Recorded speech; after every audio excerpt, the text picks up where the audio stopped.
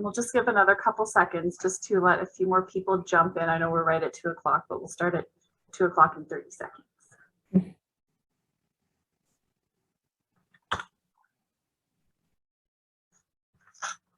Yeah, there's more people jumping in too, so we'll give them a minute to get in.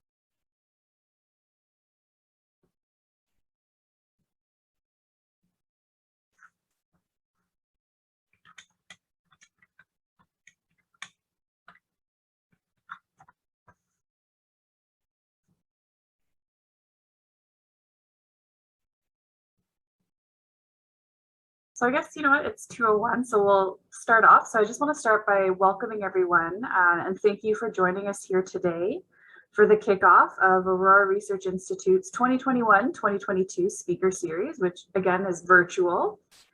So it is really wonderful that we're able to see so many people, you know, gathered in a virtual space from the Northwest Territories and from all throughout Canada to hear, you know, here today to learn about some of the exciting science that's happening in the NWT. I'm joining you from the Aurora Research Institute, which is located in the Western Arctic in Inuvik. We'd like to acknowledge that we here in Inuvik, we are situated on the traditional land of the Gwich'in and the Inuvialuit peoples. We extend our deepest respect and appreciation for sharing this land with us.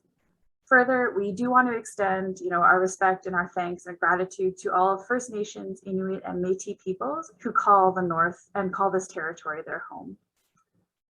As part of our mandate, the Aurora Research Institute has been running a speaker series here in Inuvik for many, many years.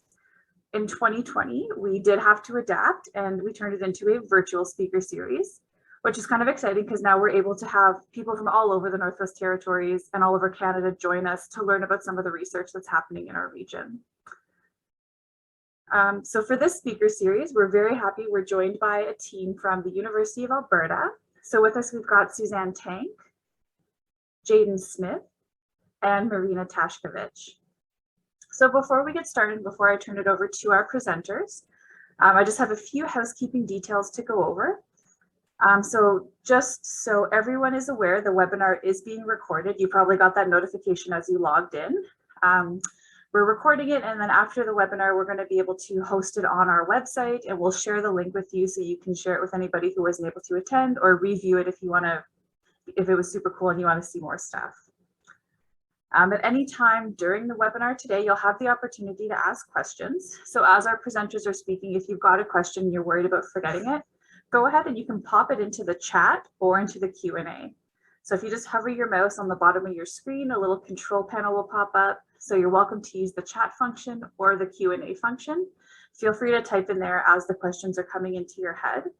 And then what we'll do at the end of the webinar, we'll have a chance to pose these questions to our panelists, to Jaden, Suzanne, and Marina, and they will do their best to answer them for you. At the end of the webinar, there's also the chance, if you don't want to type, you can always, well, let me know in the chat and I can unmute you so that you can ask them the question verbally as well. So with that, I'm going to turn it over to the team from University of Alberta, and they'll kind of introduce themselves and let you know about the research that they're doing up here. Great, thanks, Amanda. Can everyone hear me okay? Amanda, can you give me a thumbs up? Okay, great.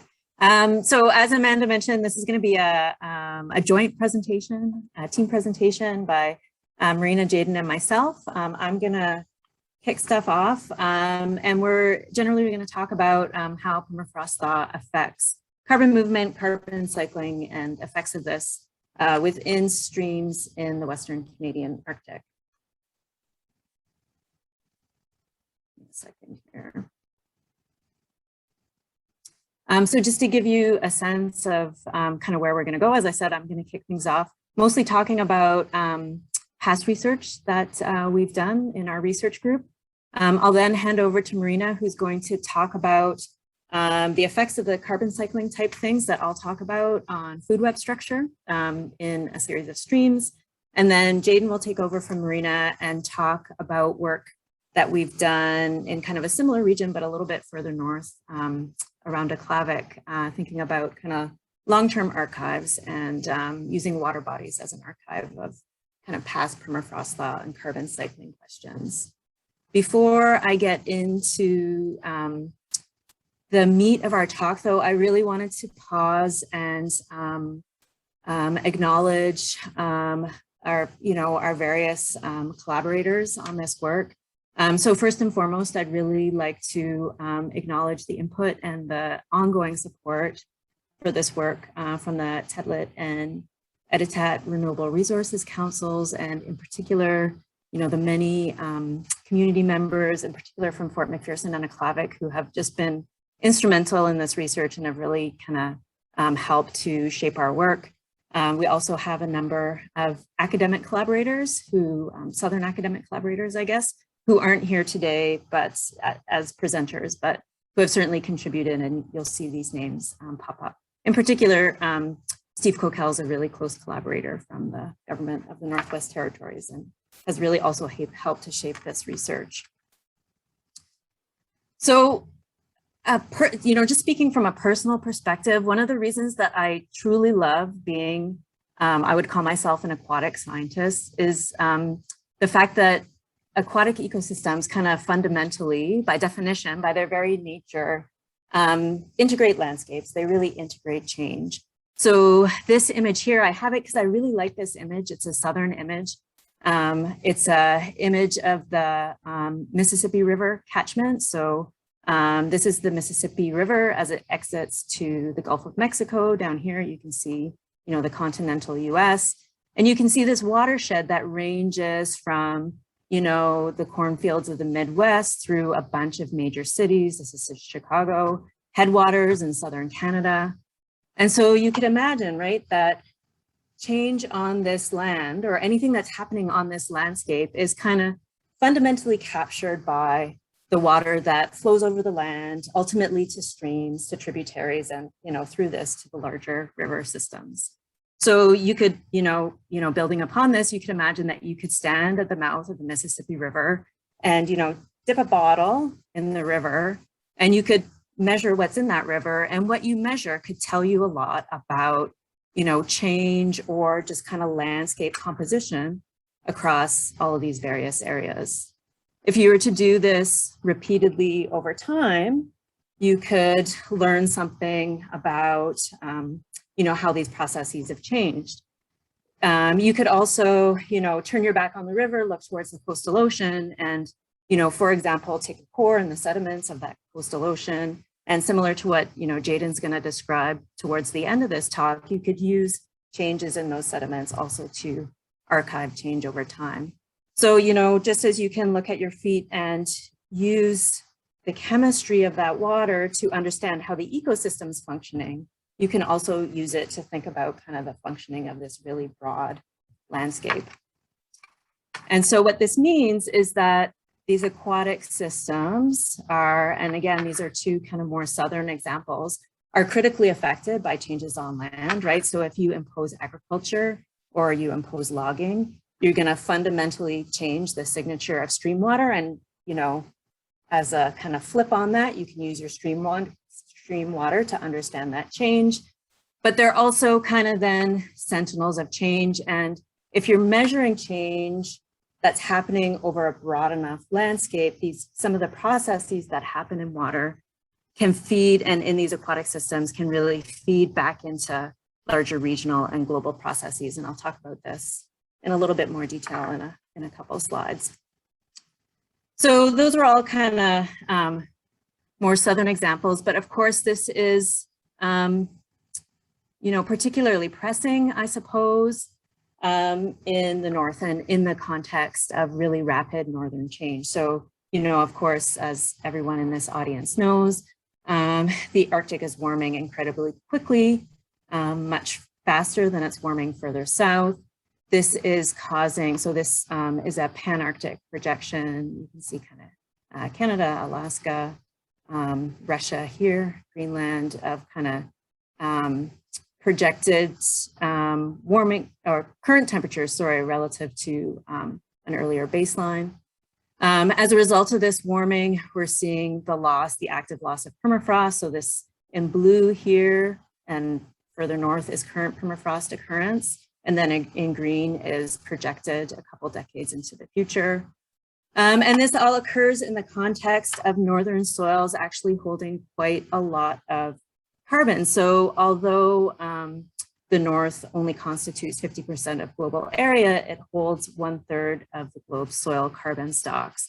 So that's caused a lot of people to ask the question, you know, if these permafrost soils, these previously frozen soils are going to thaw, what then is going to happen to the carbon that's locked up in these systems? So, you know, we obviously, you know, from my setup, we think about this from an aquatic perspective. So there's, you know, when permafrost soils, so these are soils that have been permanently frozen for at least 2 years. When these permafrost soils thaw, there's a few things that can happen. So these frozen soils contain both organic carbon and also inorganics, which I'll talk about in a second. When the organic component of these soils thaws and becomes exposed to kind of contemporary or modern day processes, certainly there can be decomposition that occurs in place. So because this is organic material, this organic material can be worked on by microbes. The microbes can decompose this matter into carbon dioxide. So this can happen in the soils in place, but it can also be this carbon can also be transported to streams where it meets a totally different matrix, right? It meets water. And so this transport to streams can, in some cases, cause really rapid change, rapid cycling. This transport can happen as in both the dissolved phase, so the organic carbon can become dissolved in water. We would call this dissolved organic carbon, or it can occur in the particulate phase. But in both of these phases, this organic carbon kind of undergoes one of two fates in aquatic systems. Again, the decomposition to carbon dioxide, or its uptake and incorporation into food webs. So as a result, we have these processes where on the one hand, you're, you know, maybe releasing carbon dioxide and then kind of feeding back into these global processes, right? The broader carbon cycle, or, you know, potentially affecting food web processes. So this is what Marina will talk about in a little bit. And this demarcation between dissolved matter and particulate matter, this is also important because these decomposition processes are most efficient when the carbon is in the dissolved phase. On the other hand, as in all soils, we have mineral material, so material that is derived from what had previously been rock. And so when this is liberated as a result of permafrost thaw, we then subject these minerals to what is known as weathering. And weathering is, well, chemical weathering is basically a chemical reaction that can play out in a few different ways. I'm not going to go too much into detail into that here. Like, definitely we can talk about that after the talk if anyone's interested. But it can, from a carbon cycle perspective, it can play out such that weathering, certain types of weathering can transform atmospheric carbon dioxide to dissolved bicarbonate, which basically takes up carbon dioxide from the atmosphere, whereas other types of weathering with different types of rocks can release the carbon that had been contained in rock form as carbon dioxide. So we get this kind of bifurcating way that weathering can play out. So because of this, if we're thinking about, you know, there's been a lot of attention to kind of this quote unquote carbon bomb and what happens from a carbon cycle perspective when permafrost thaws. But because of all these different factors that come into play, it's really important to think, or, you know, I would argue, I suppose, that it's really important to think of kind of all the sides of these various equations. So we need to think about, you know, both the organic side of the equation and this decomposition to carbon dioxide and other greenhouse gases, the inorganic side of the equation where atmospheric carbon dioxide can be kind of sequestered in aquatic systems or liberated from rocks, depending on what's going on. And then we need to think about what's going on in the dissolve phase, which tends to be kind of happen quickly, and what's happening in the particulate phase, which tends to happen a little bit slower. So, you know, thinking about all this and, you know, thinking back a few years now, was some really nice and I guess, you know, seminal, really important work to show that, you know, at least from certain types of permafrost, when we see permafrost thaw, we get this incredibly striking, you know, pronounced release of carbon in the dissolved phase. And this carbon that's released decomposes really, really quickly. So this is work that I'm showing from the Kolyma River Basin, which is in Siberia.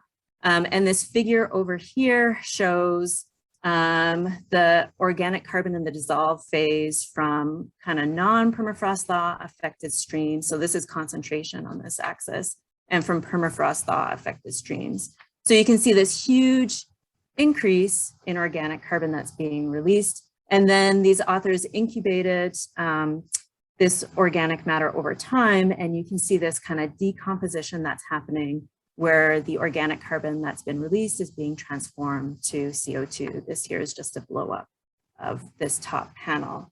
So again, you know, thinking about this quote unquote carbon bomb, these really striking results. However, you know, the Arctic is, the North is not a homogeneous place, of course, right? And this early work was from what's known as Yedema deposits or ice complex deposits. So a type of permafrost that was formed under kind of specialized conditions and which actually doesn't look much like a lot of areas of the Arctic. So that's led, you know, a lot of folks, I guess, to kind of to ask about, you know, would you expect this to play out elsewhere? And again, thinking about these different processes and, you know, the diversity of the North. So whether it be with kind of what ice content looks like, so this is up here, this is work by Brendan O'Neill, or what the composition of rocks looks like. All these different colors here are different rock types, you know, how these various carbon cycling processes might play out. So, of course, the group of us at the University of Alberta, we think about these questions very much from the perspective of the Western Canadian Arctic. And since 2014, I guess, we've been really, really fortunate to work on the Peel Plateau, which is a landscape that extends kind of on the west side of the Mackenzie Delta from the Arctic Ocean down past the NWT Yukon border. So the Peel Plateau is notable because it exists right at the extent of the last glaciation.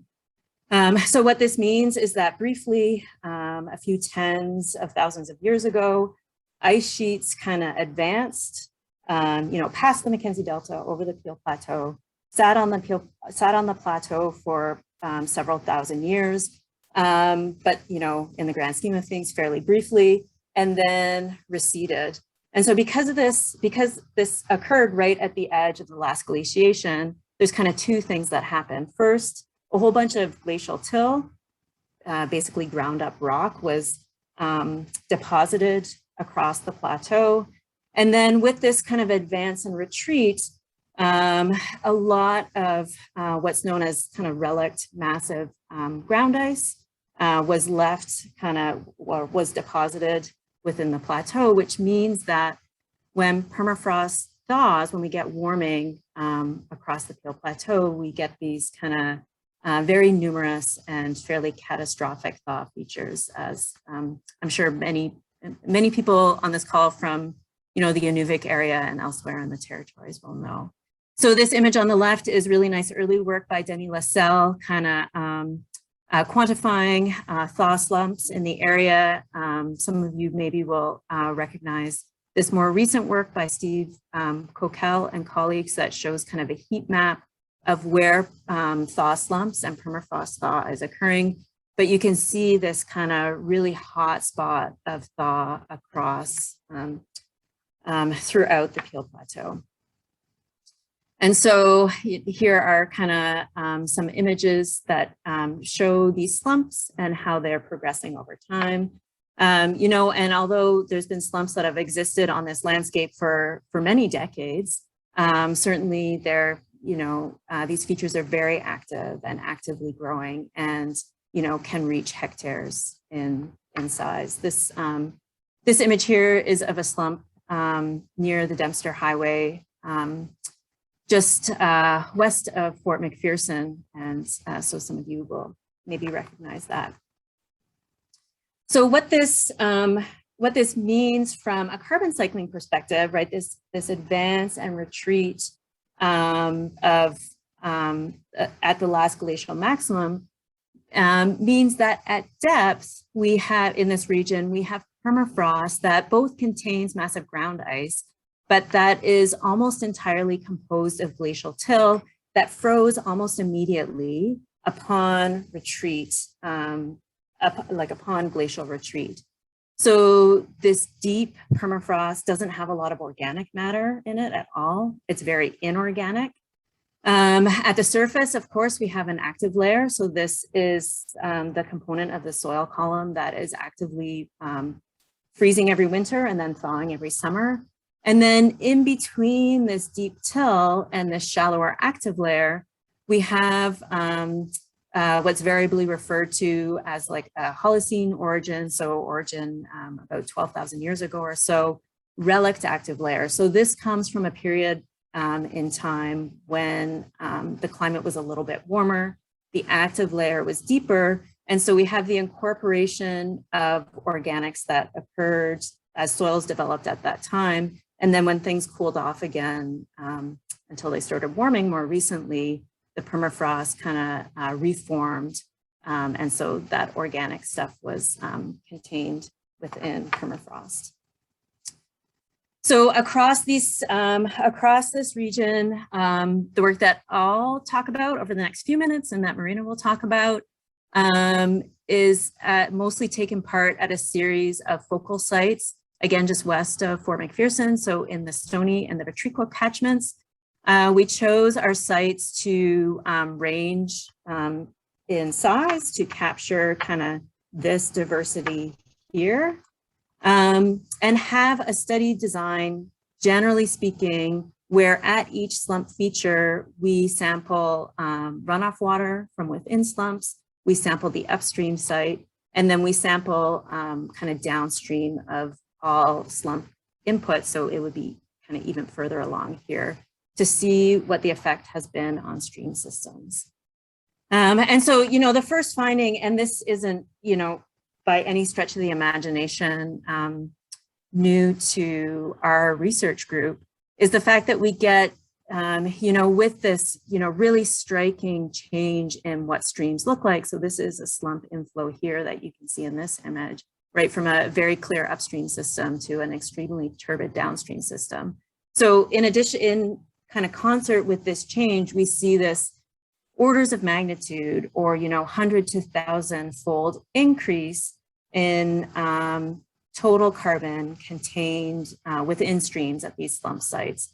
So here I'm showing 3 different sites, 3 times, slump E, slump C, and slump B. I'm showing carbon concentration measurements upstream of the slump, and then what's draining the slump, and then downstream of the slump. And then down here, this figure uses a log scale. So 10 to the 0 is 1, through 10, through 100, through 1,000, through 10,000, through 100,000. And so you can see upstream, we have concentrations, you know, right around 10 milligrams per liter, but we're jumping to easily, you know, 1,000 times that as we move downstream of slumps. So this is kind of that full kind of package. When we think about what's happening in the dissolve phase and on the organic side of things, we see that the dissolved carbon that's draining from permafrost thaw slumps is decomposing really quickly. And it's also, as you would expect, fairly old. So again, these are 3 slump features here. This one here, slump D, is a really shallow slump. So when you compare the age of the carbon at upstream sites to what's draining. There's not a huge difference here, but these deeper slumps are kind of contributing really old carbon to these stream systems.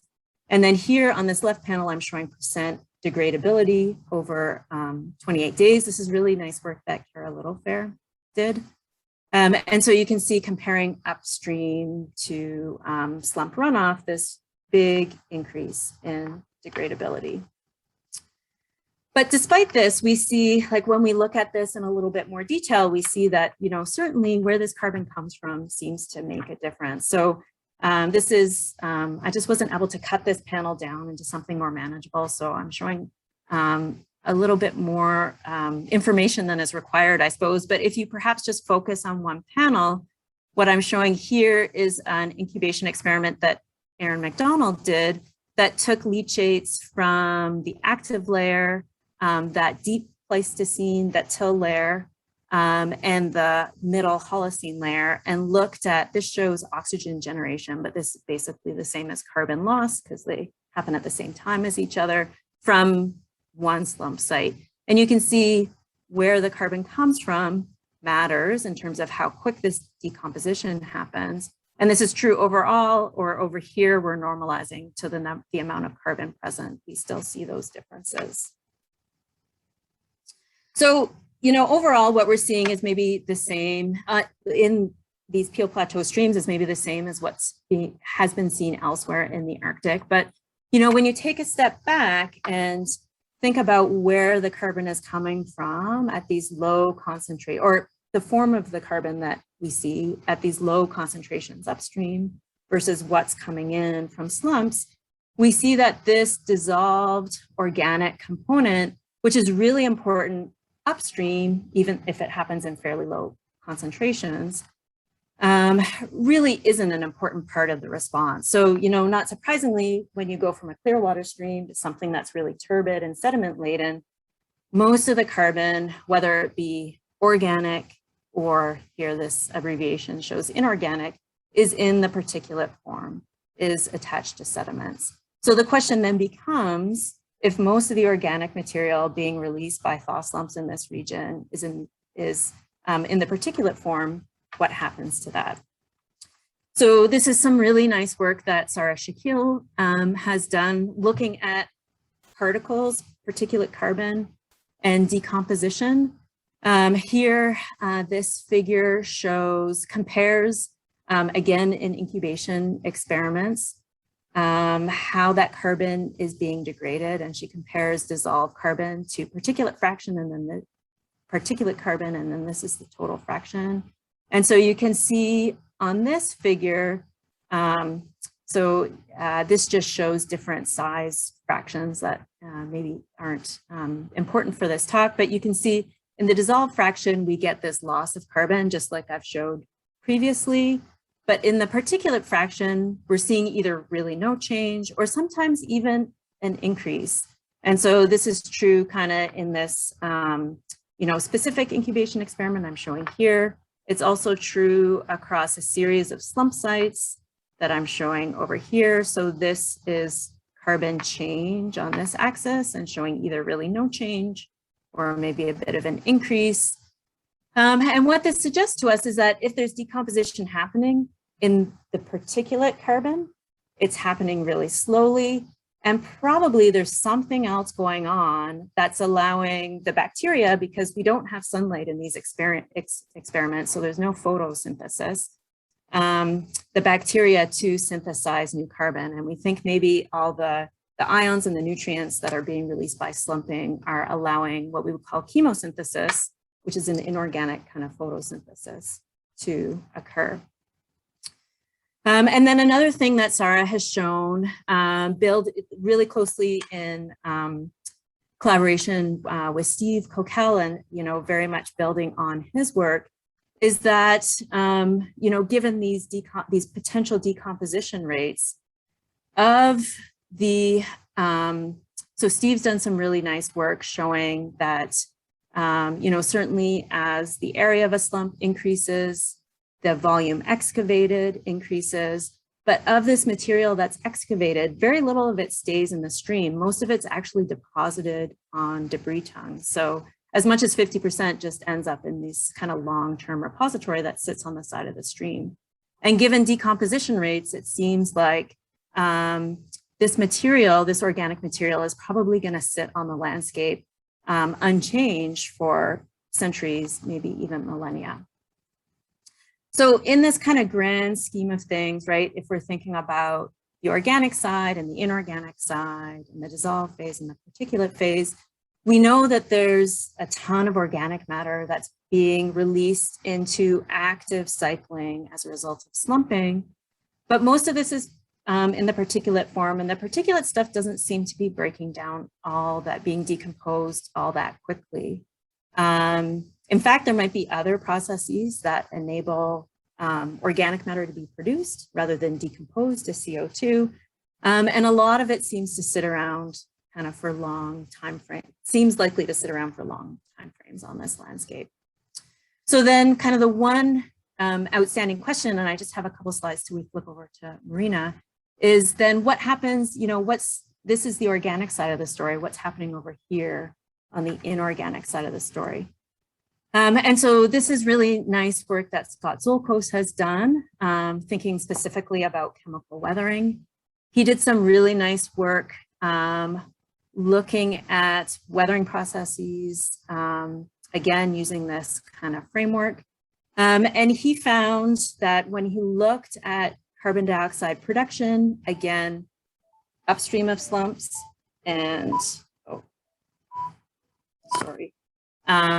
upstream of slumps and from slump runoff. And again, this is a log scale here. We see this kind of huge orders of magnitude increase in carbon dioxide. When we look at the kind of chemical signature of this carbon dioxide, so this is an isotopic tracer here, the carbon dioxide looks like something that's coming from rocks rather than organic matter decomposition. So again, the organic decomposition looks like it's slow, but maybe the inorganic side of the story is what's happening really quickly.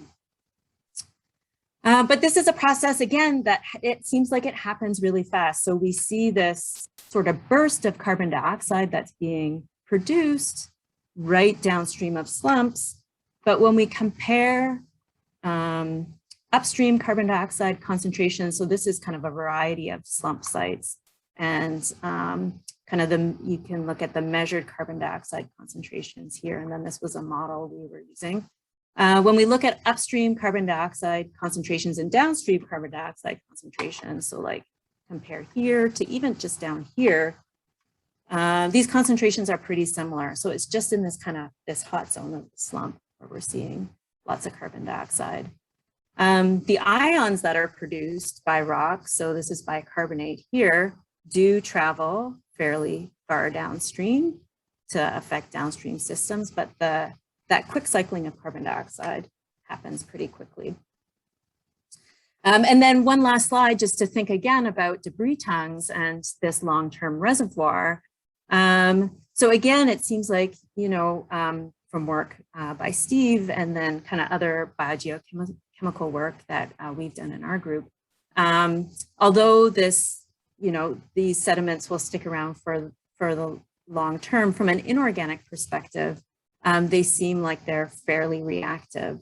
So here is kind of carbon dioxide produced by weathering from those deep till deposits, from the active layer, from the Holocene active layer. And so these, you can see this repeated thawing and freezing and thawing and freezing has meant that most of that kind of reaction, that weathering to carbon dioxide, has already happened in these types of sediments.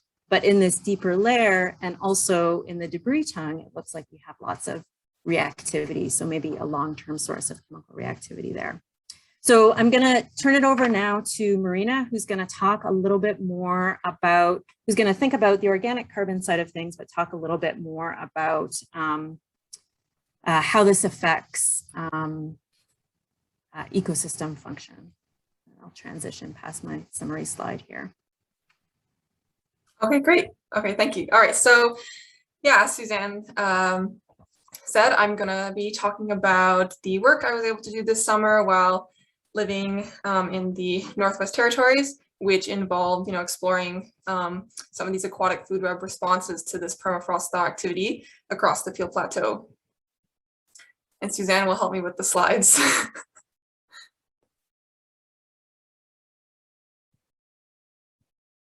Right, so as Suzanne discussed, there has been a lot of past and current ongoing work looking at this permafrost thaw activity, both by herself, past students, these really incredible collaborators and other researchers. And one kind of key part of this that I wanted to talk about is where through this slumping activity, we have this huge movement of often significant quantities of sediment over the land. And these sediments contain both inorganic and organic matter, nutrients, ions, and other chemical constituents. And as these sediments as these headwalls erode and all these sediments move, they eventually enter streams where they can drastically modify the physical and chemical environment, as you can see here. Right, and so thinking about how these changes impact ecology and impact organisms, one kind of central sort of aspect is the organic matter pool.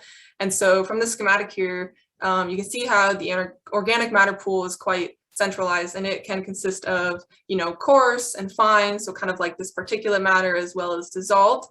And in stream systems, this acts as the source of energy and carbon that all organisms source from and incorporate into biomass, as well as respire and release into the atmosphere. And so across the plateau and adjacent to these slump features, these kind of what are small sort of tributaries, they have two kind of key communities, both these microorganisms as well as benthic invertebrates, which are the bottom dwelling consumers. And indirectly and directly, they rely on this pool of organic matter as well as properties of the stream environment. And so for me, to kind of jump in on this work, this super incredible work, and try to answer questions about how are these environmental changes impacting food webs, I wanted to focus on both of these kind of trophic positions. And so for the microbial organisms, I wanted to ask, how is the slump activity impacting community structure and function? And so within this, trying to achieve two objectives. First, to look at diversity from these unimpacted streams, as well as the runoff water within the slumps and downstream, and then to also look at community respiration, so to kind of gain a functional aspect of these organisms and how that changes through this system. And then for the benthic invertebrates, I wanted to ask how this slump activity impacts their food sources, and can we detect these changes in the consumers if there are changes to the quality of sources. And so this involved looking at, of course, quality and kind of the signature or the source of the food, and also hopefully getting a sense of the invertebrate health using both kind of elemental, so carbon, nitrogen, and phosphorus, and fatty acid analyses. Right, so, this slide's a little bit weird, but for my sampling, which took place over the summer, I focused on primarily 6 focal sites you can see here. So these are all, or what mostly were active slump sites, with the exception of just FM2 there. And we sampled these twice in July and August, both by the Dempster Highway, so driving down and then hiking through, and then also by helicopter. And then in addition to those sites, which reflect kind of the main 2 questions, we also looked at, for the Stony Creek River, we sampled from the midpoint, or what we kind of deemed as a midpoint, as well as the outflow, to kind of gather a both sample for the chemical and microbial aspect of the river, and how at kind of a larger catchment scale, there's this cumulative or large scale effect, or growing effect of the slump activity. Okay, so at each of the focal sites, the first goal in the field was to characterize the stream environment. So this was by measuring primarily physical and chemical properties, including things like your temperature, pH, dissolved oxygen, conductivity, and more. And at this stage, we also collected many water samples, which we used for analysis of nutrients, carbon, and then of course to have these samples to look at properties of the microbes. And in the for the benthic invertebrate component, as a representative food source, I decided to focus on biofilms. And this is because majority of these streams kind of have these cobbly substrates, and then that also shapes the type of communities we find there. And so for the biofilm samples, I collected them from rocks, which is known as like epilithon. And then we also gathered epipelon samples, which are from the stream bed in some areas. And of course, I also collected invertebrates with a net and some waders and just a lot of kicking to hopefully get some bugs. Right, so with all these samples, we were super fortunate to use the pretty incredible facilities at the Aurora Research Institute. And in the lab, with the help of Jaden and Suzanne for a lot of the summer, we filtered lots of water and to get these subsamples so that I could determine or measure properties, including total suspended solids, particulate and dissolved carbon, nutrients. So for me, mostly just forms of inorganic nitrogen and phosphorus, because these are quite ecologically relevant, and then also getting samples to look at properties of dissolved organic matter. We also filter these same types of water samples for the microbial work. So here, these are Steravex filter units. And so essentially what we did was pump as much water as we could to collect on these filters, which we could then store and preserve at -80 degrees until we could ship them back to the U of A, where very soon I'll be beginning kind of DNA extractions on these. And finally, for the microbes, I wanted to, of course, get a metric of their functionality, and through that, and to do that, I measured respiration, and so the carbon dioxide produced. And we had a pretty unique system, I think, that I got to use, where I added the samples of microbes as well as biofilms into these wells, which had a color changing gel dye, so to say, which with mineralization went from pink to yellow. And so then with overnight incubations, I was able to measure how much carbon dioxide was produced. And to make it a bit more interesting, I also added 15 solutions of different carbon substrates, those ranging from like simple to complex, to kind of get, in addition to like a baseline respiration, look at, is there also changes in the ability for these communities to consume microbes as they are also perhaps changing their structure. So the diversity as well. And then finally, as I mentioned, I used these biofilm samples for the incubations, and I was also able to then filter them to, not the same ones, but I was able to filter them to get these subsamples to look at, of course, the elemental composition, as I mentioned before. So wanting to measure carbon, nitrogen, phosphorus, as well as looking at chlorophyll pigments to maybe get a sense of that autotrophic community there, and the fatty acid content and signature. Likewise, I sorted the invertebrates to kind of a very coarse, sort of like easily distinguishable level by eye. So this is usually order or group, and then these were stored for fatty acid analysis as well. And so a lot of emphasis on this fatty acid work, because it's both a really helpful measure of looking at overall consumer health, as well as also looking at the kind of source of the food. So whether it's coming more from like bacteria or phytoplankton, or from like terrestrial signature sources. And that may have felt quick, but it is because it's only been a month since I've been back. So at this stage, I have a lot of lab work that's about to begin and continue. But I did want to say it was quite an amazing experience and privilege to live in Inuvik and to be able to experience, walk and sample on bush and lands. And for that, I'm very grateful. And being able to see this environment allowed me to gain a perspective on how it can be both forgiving and unforgiving. And that, I think, will greatly help myself with continuing research and developing and improving questions that I hope will be of interest and benefit to others. And so now I will hand over the reins to Jaden. Excellent.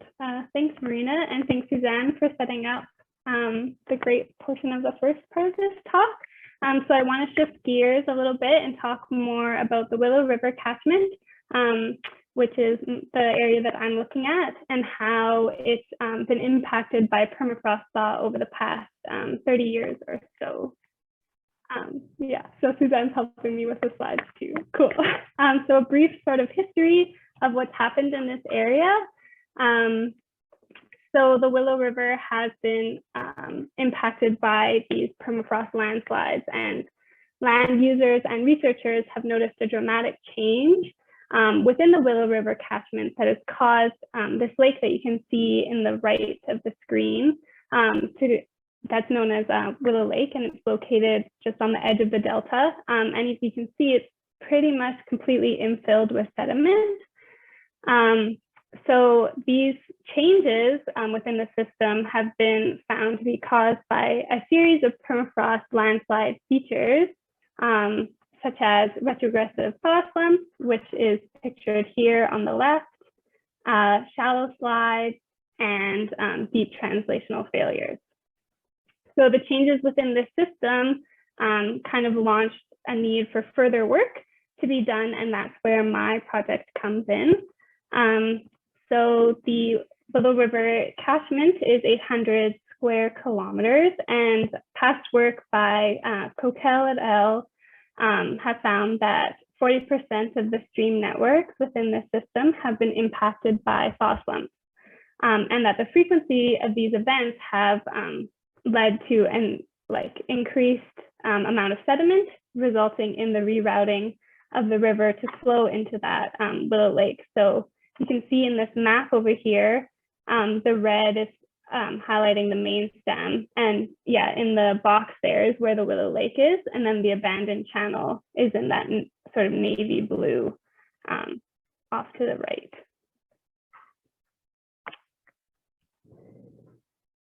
So what my project hopes to sort of fill the gaps on are first the temporal aspect of how thaw slumps evolve. So these features are increasing with changes in climate, and recent work has shown that the changes associated with permafrost thaw can persist for decades after the initial disturbance. So understanding how these changes have played out over time in the past will hopefully help us be able to predict how things will continue to change in the future. As well, there's a gap in knowledge, as Suzanne touched on in her portion of the talk, about the fate of this permafrost-derived particulate organic carbon and how it varies spatially. So as you mentioned, we know that POC dominates the flux of carbon from these thaw slumps, but little is known about the reactivity of it and how these materials travel downstream. So that's sort of what my project's hoping to get at. Yeah, next slide's good. Some of my specific objectives and questions are to understand how sediment transport within the Willow River has changed over the past 30 years, and what permafrost-derived materials are being deposited, and what permafrost layer, as Suzanne mentioned, the head walls often split up into different layers in this area. So what layer are these materials coming from, and also what sort of parent permafrost feature are they coming from, as well what the downstream progression of permafrost derived materials is, and what is the reactivity of these materials once they're deposited. So my work was split up this sort of past year into 2 field seasons. So my spring work was focusing in on determining the physical, geochemical, and organic properties of the recently infilled Willow Lake.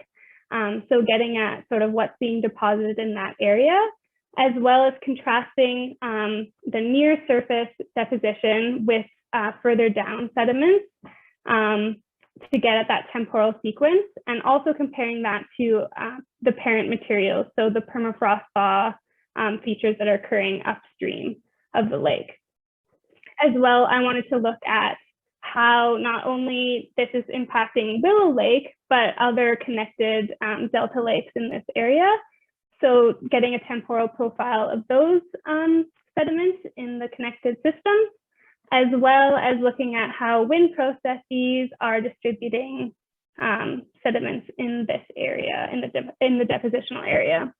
So what we did was we collected a series of terrestrial cores within the Willow Lake to get sort of that stratigraphic sequence of earlier versus later depositional material, as well as looking at material that's been deposited along the shore of the lake and along the point bar communities just before, like along the river channel just before it feeds into the lake.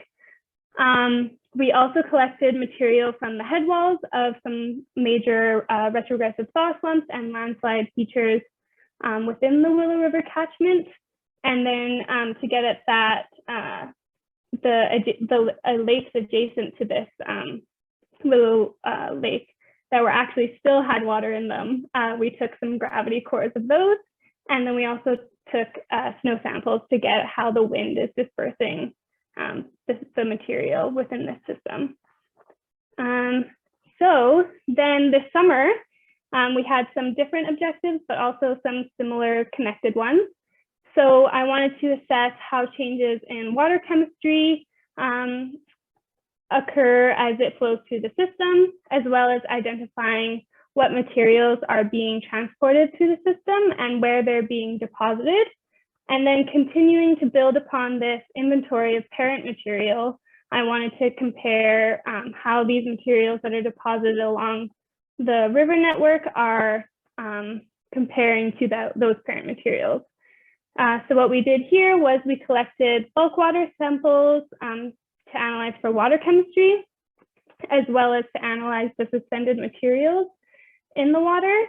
And then we collected stream bed and cut bank samples along the main Willow River channel along the transects of increasing sort of slump activity.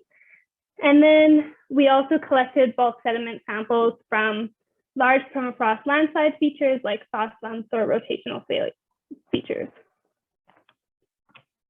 So what I'm doing now is processing all and analyzing all my samples. Like Marina, I only just got back recently, so I'm excited to dive into working on these samples and figuring out what's really going on. I've also been working on developing a sort of high resolution mapping component that details how permafrost slumping has changed in this area over the past 30 years or so, which I think will be really useful for sort of future predictions and also just getting that, really teasing apart that temporal aspect that I'm interested in. So briefly to just touch on some of the analyses I have planned.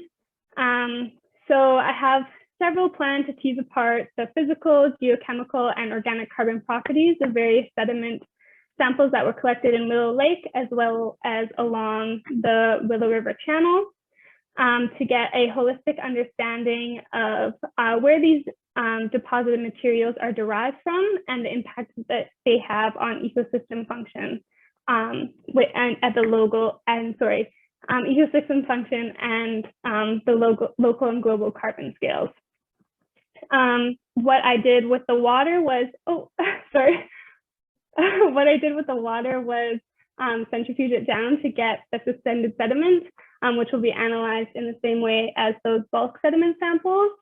And for the water chemistry, we're just doing a bunch of basic and some more complex analyses to really get at how these sort of different chemical features of the water are changing as it moves through the system. And then to just talk a little bit about the significance of the project. So it's obviously important to understand how the downstream movement and reactivity of these permafrost-derived materials are changing in order to shed light on how these impacts and these features are affecting the local systems as well as like global carbon cycling. And of course, the Willow River and the Willow Lake are located near Aquatic. So I'm hoping to continue to work with local land users and researchers in order to build our understanding of this area in order to hopefully increase northern community sustainability, infrastructure longevity, and environmental stewardship. And yeah, that's what I have to say. But I just wanted to say, like everybody else, I'm sure, who's done work up here, it was extremely impactful, and I'm really thankful for all the land users and wildlife monitors that were able to help us out on this project. And I definitely learned a lot, and I'm excited to keep learning more about it.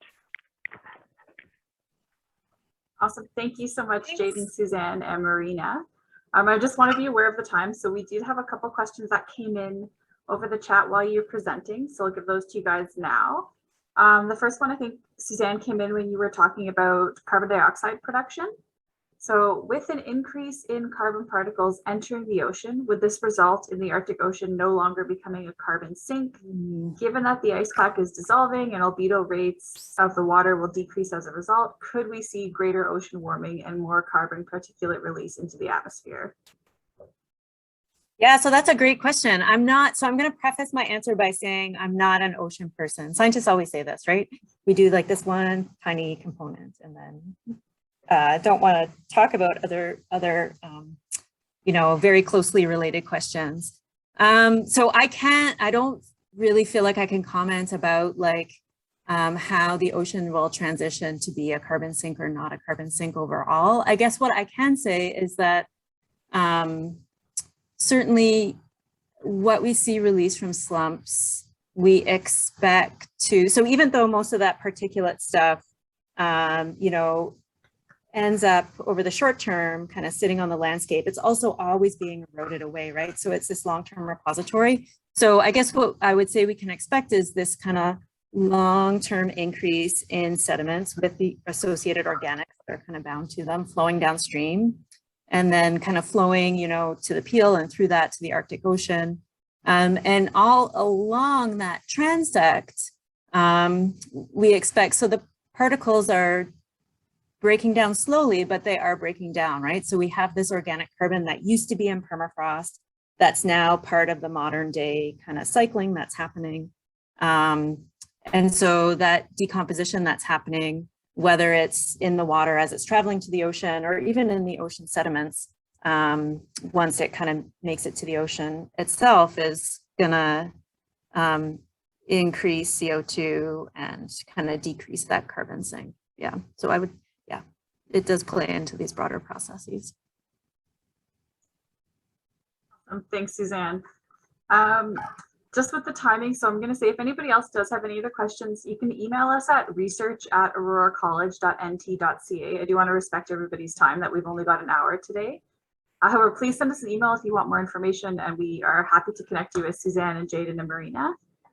With that, I do want to thank everybody for carving out an hour today to spend it with us to learn a bit more about what's happening in the NWT. We really do appreciate your time. And like I said, this is going to be recorded, so you can find this on our website in the coming days. So thank you very much, everyone, and have a great Thursday. Thanks, Amanda. Great. Yeah. Thank you, Amanda. Thank you, everyone who participated in this. It was a lot of fun. Yeah, it was a lot of fun. Yeah.